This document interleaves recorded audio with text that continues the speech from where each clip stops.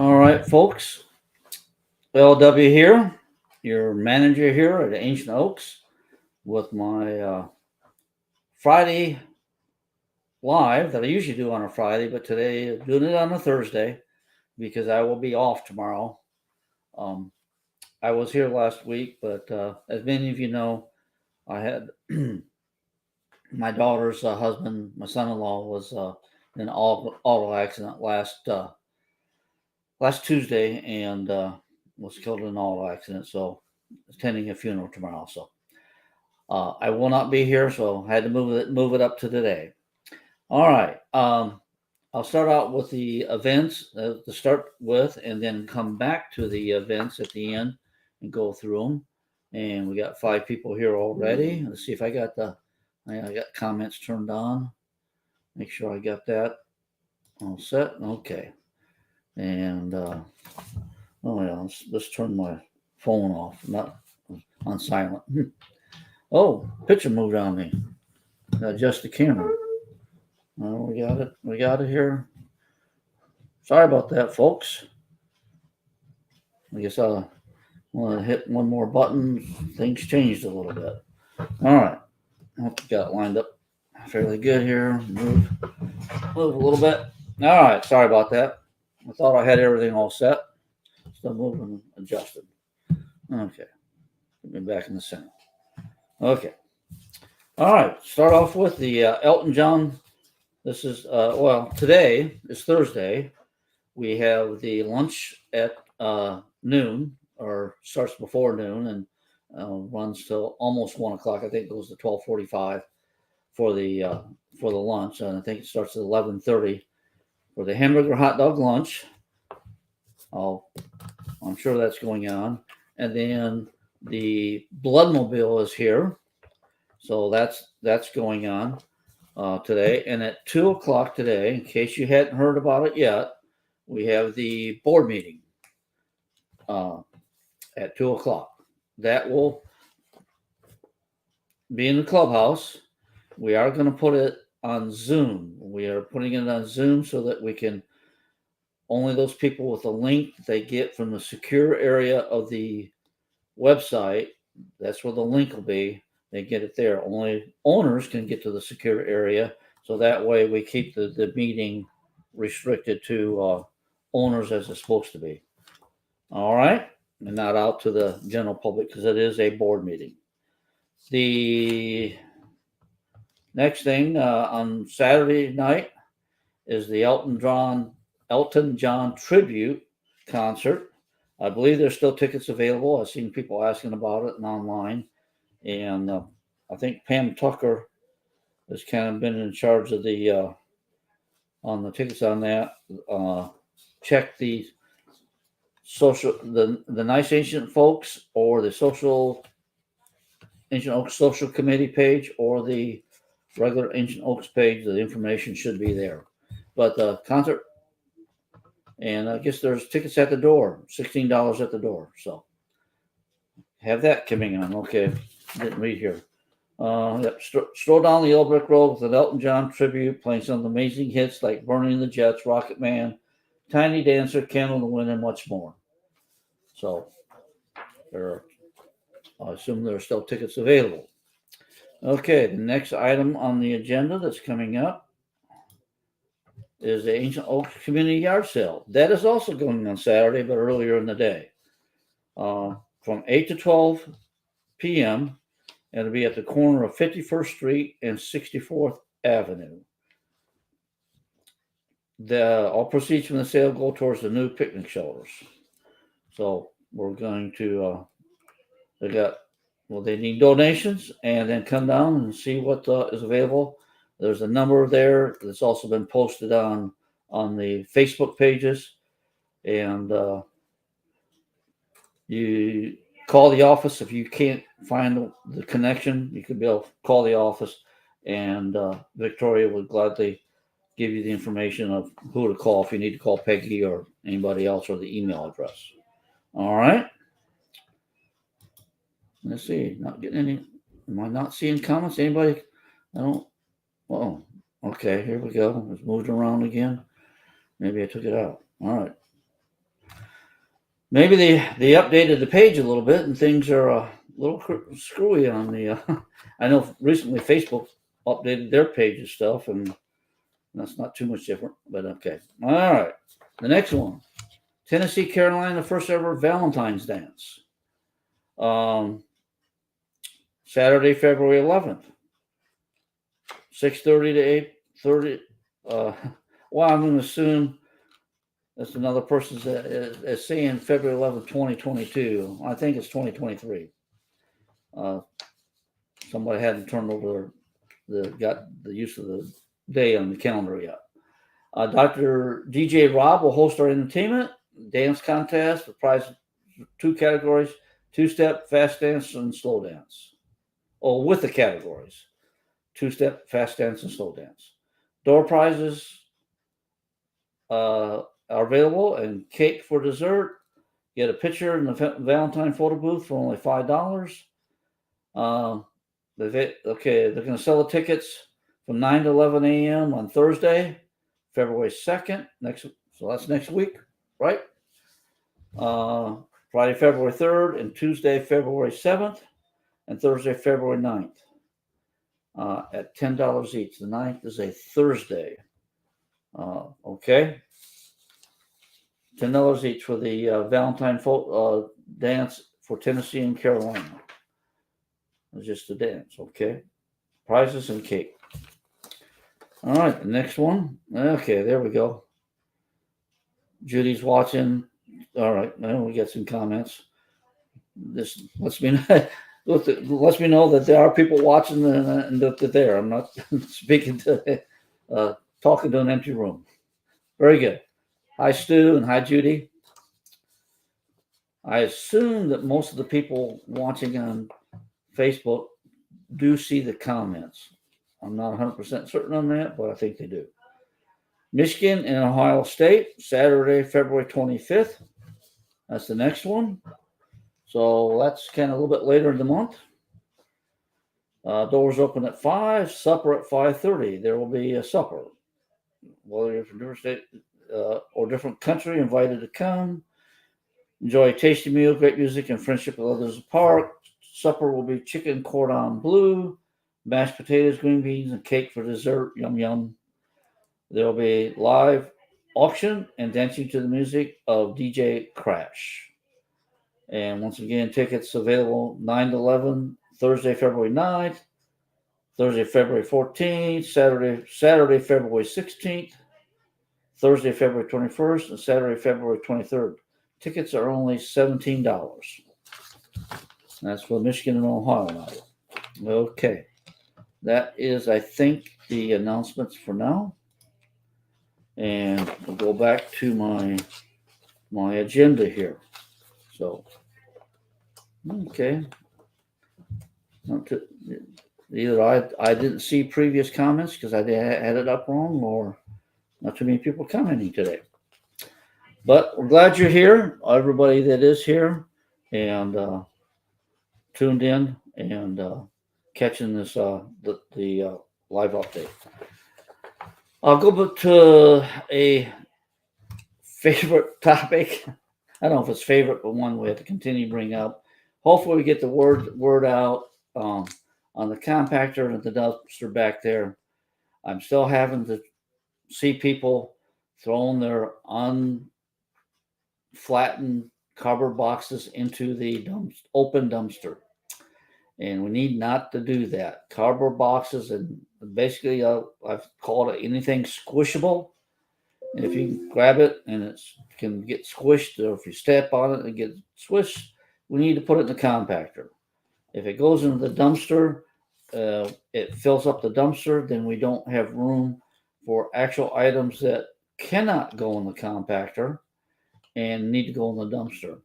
And if you have a heavy item that really needs to be broken down, leave it sitting outside the dumpster, and the guys will break it down with the tractor or otherwise. If it's a chair or couch or whatever, so that it takes up less room in the dumpster. Putting it in yourself, usually, almost all the time, leaves a void in there, and once again, we're not able to get near as much into the dumpster and compactor, and those things cost us a lot of money to take out.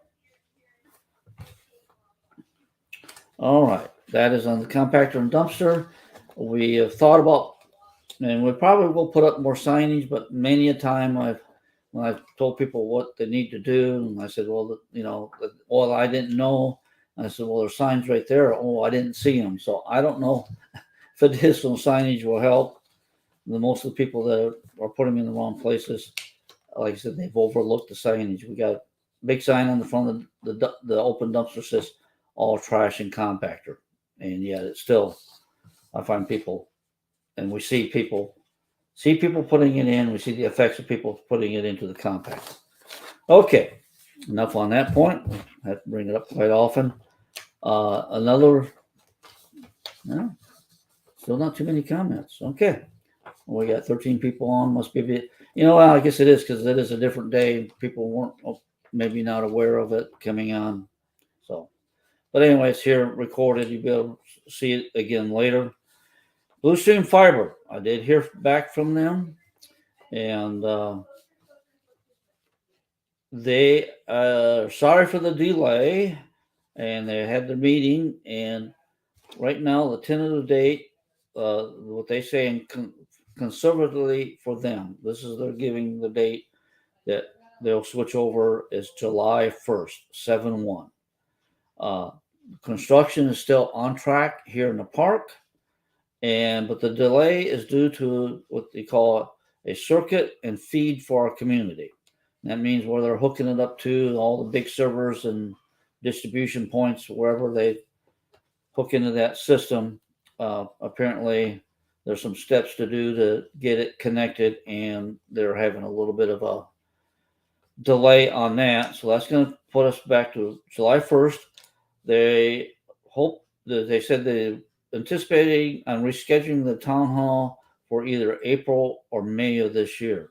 Unfortunately, if it's in late April, most all of you have gone back. But if we have a town hall, we will have it live, probably on Facebook. Well, either Zoom or Facebook at that time. If we have a town hall here, and take care of the registration and all that. The contract does hold their feet to the fire. It will not cost us anymore to continue with Xfinity till then. It's just the coordination of everything. All right. That's on that. Few people have noticed, not a few people, almost everybody has noticed that we had problems with the water for a couple of weeks. And thanks to Chris for checking, we had people coming in, and the water people that are for the changing the media and investigating, and we're looking it over and changing the head. And we thought we had it, and then, but Chris happened to think about one more thing, another inline item on the flow meter, and he's thought it could be that. I said, well, let's take it apart right away, clean it, and voila, it was the problem, or at least part of the problem. And I think since then we've had pretty much the clean water again. So hopefully, fingers crossed, this takes care of it for a while till we can get the media changed. That is in process, but we're also in process of checking out changing the type of filtration, going from a loose media to a membrane that would last longer and do a much better job, but cost coming in. No sense throwing $40,000 at something that, once again, has to be changed again in 3 years, where if we change to the membrane system, it may last at least 10 years and be less expensive to change out, because you would disassemble like a tube and pull the media out and put it in. Whereas these filters with the loose media, it has to be sucked out with the machine, and it's not very handy. So we are working on that, continue working on that, and probably once we do get a quote from the current company we're using, we may have to get other quotes just to make sure that we follow the state guidelines and the declaration about on the bidding process. All right, okay, a few more people got on. Yeah, let's see. We'll show these up for a little bit. Judy is here, and good morning to you, Judy. And then Stu is here. Good morning, Stu. Janice, good morning.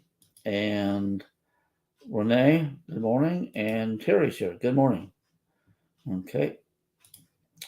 So that's what we have on that. So a water problem ID, a big shout out for Chris for just continuing to think about how we can trying to figure out what is going wrong with the system and identifying it, and then being able to take care of it. One other thing that Tammy wanted me to mention, and during COVID, we kind of let the late fees and that we kind of changed it up to give people a little bit of a breather. What we found during that time, and that we've had to clear up, is that our accounts receivable grew to a very large amount, and we need that not to be. And so unfortunately, we had to send some people to collections, and but the late fee schedule, which we already had in place, but we put a moratorium on it. We're going to make sure that we're going to go back to adhering to the schedule that's in our guidelines, and that is on the first month that it's due. We get quarterly payments. They're due in January, April, July, and November, right? Anyway, those quarterly payments, that once it hits the 15th of the month, the late fee is applied if you haven't paid it. On the second month, it'll be the same thing. The late fee will the second month that the maintenance fee has not been paid on the 15th of the second month, another late fee will be applied. On the third month, if you get to be 3 months behind on the maintenance fees, or the quarterly maintenance fees, then the late fee will be applied, and we'll send it to collections. It's unfortunate that we have to do that, but we can't let the accounts receivable get out of hand and people not paying in. Feel for everybody that's on an income that has that happen to them, or circumstances, but we got to treat everybody the same, and that's where that is at. Okay, that is it. At the meeting today, there's a resolution on the pedestals that the board is going to. I believe they're going to have a vote on it. The board will vote on it, and that. So I don't know if anybody has any questions on that. Be sure to read it. Basically, what the pedestal resolution, when the park was built, this is in the second phase. This was the pedestals that were put in, and you notice, and I can't point to you. I don't think you see my cursor on the screen. I don't think I can share the screen that way.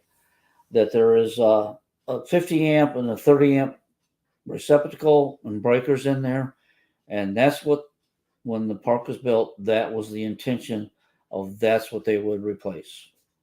And they said that the park would replace that. Since then, and this is where the pedestal was just an RV parking on the lot, you would plug in your 50 amp or 30 amp cord, and you'd be good to go. This one here has a shed, so they did put in a PVC pipe and put some electricity in the shed, which is an add-on. Now, if we go to when we replace them, of course, at that time when they were installed, they were either 100 amp or 125 amp pedestals, and that took care of all the power that was here. Let's see, that was the second phase. The first phase, and here's another one, was this style pedestal, and it's and they didn't exactly go primo when they put the pedestals in, and this is one the meter's been taking out. I believe this is a current one that is in the process of needing to be replaced. You'll see that it has a 50 amp and a 30 amp and a outlet on it. But because they also put the park model in, you'll see a conduit going on the bottom of it, and it probably leads to that air compressor.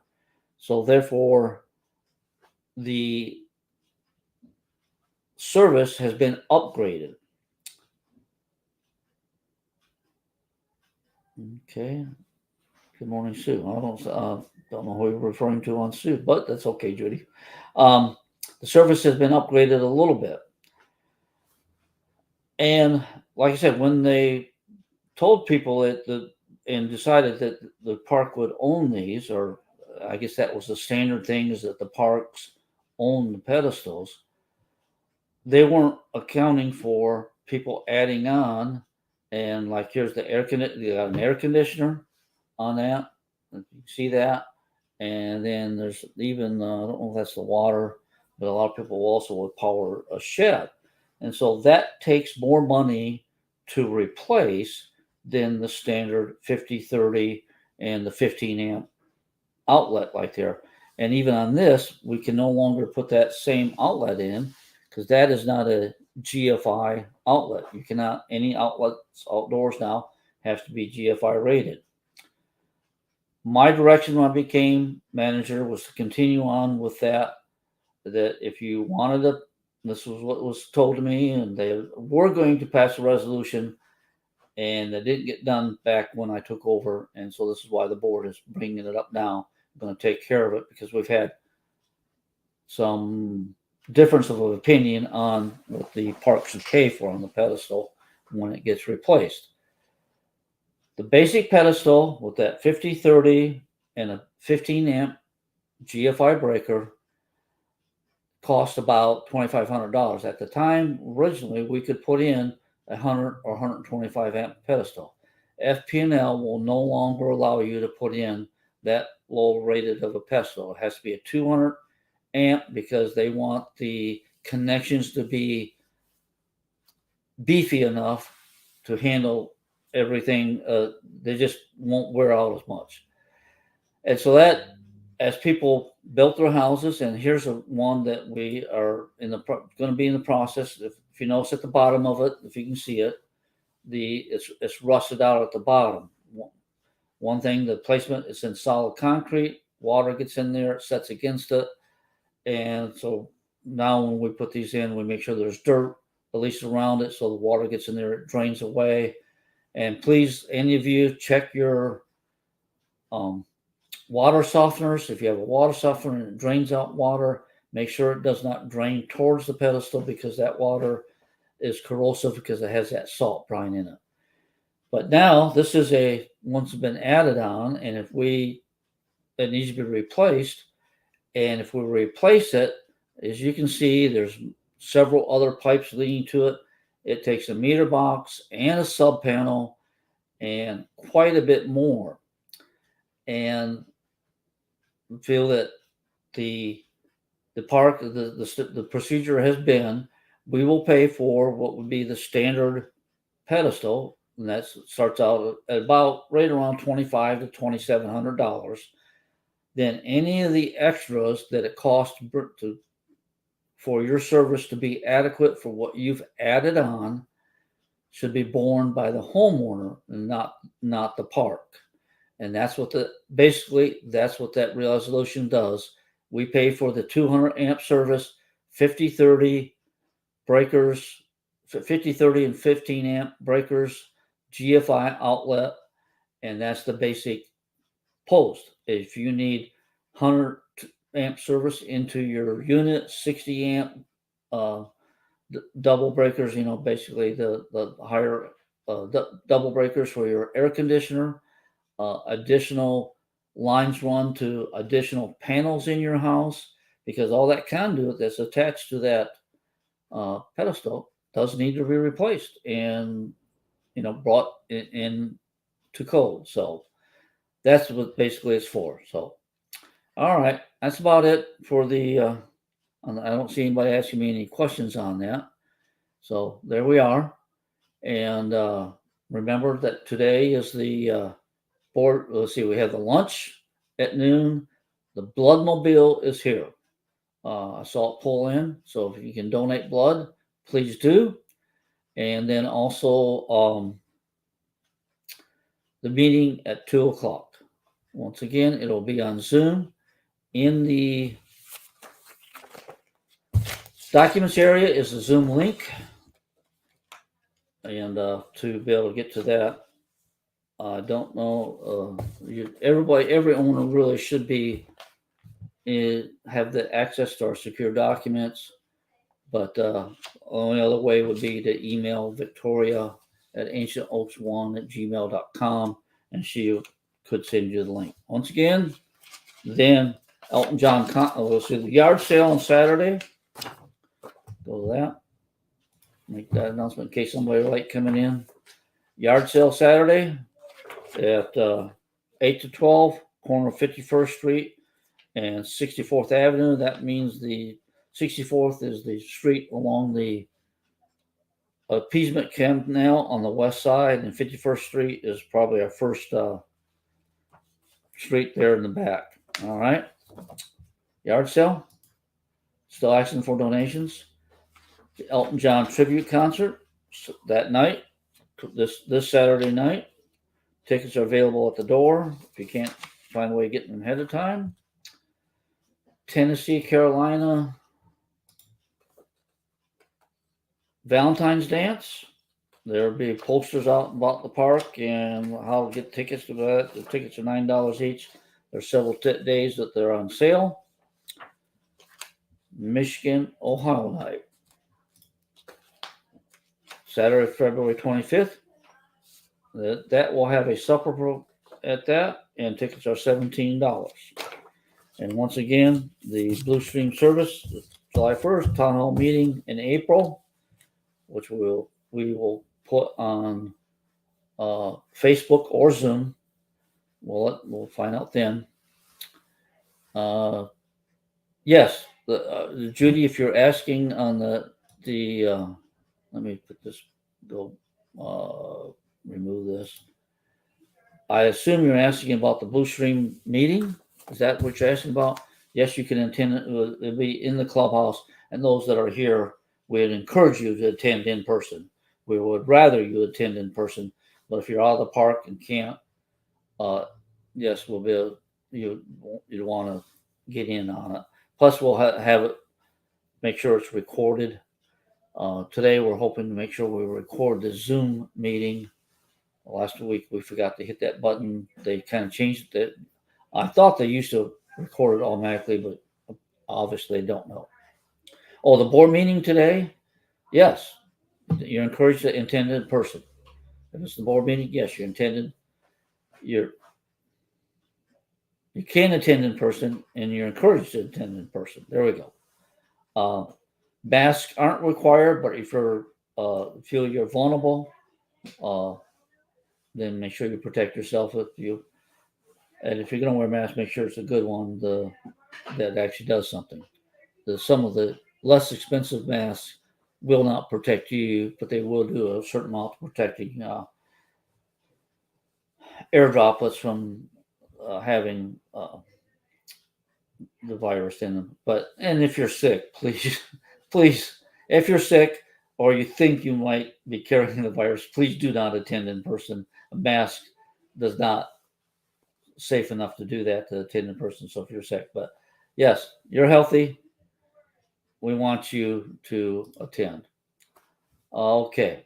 Yeah, the guys will be setting up chairs ahead of time and that. And Chris and Tim have worked on these sound system, and we think we need the board and the speakers both need work on, and we're going to use it. Actually, the old board that we used to have, we still had it on hand, and it apparently works better than the current board, the newer board that we were using. The pots on it were bad. Okay, I think that covers everything that we needed for today, and I do appreciate all the folks that have expressed their condolences and sent cards. I really appreciate that. Um, it's a tough time when anybody passes away. So, but uh, yeah, Terry said, I'm going to ask the board that we start going for Wednesdays on board meetings. We'll see if we can get that done. Be a little bit easier than I think on Thursdays as far as other events handing on.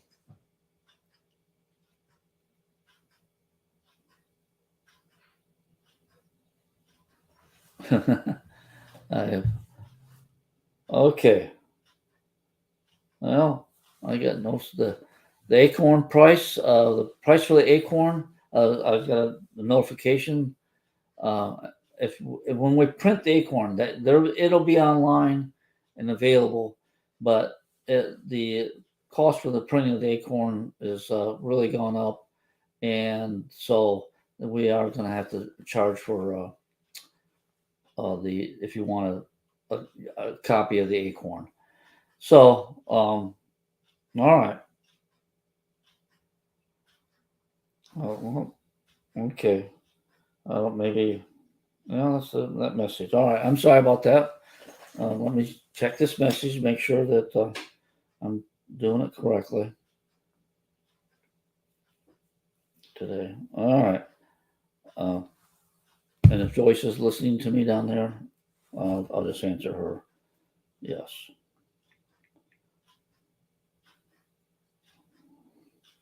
I don't know what they need the TV on for, but anyway, it's there. I don't think they're doing bingo. But anyway, okay. Sorry about that, folks. We shall see you at the meeting today or whenever we see you again. So, until next time, live long and prosper. Take care.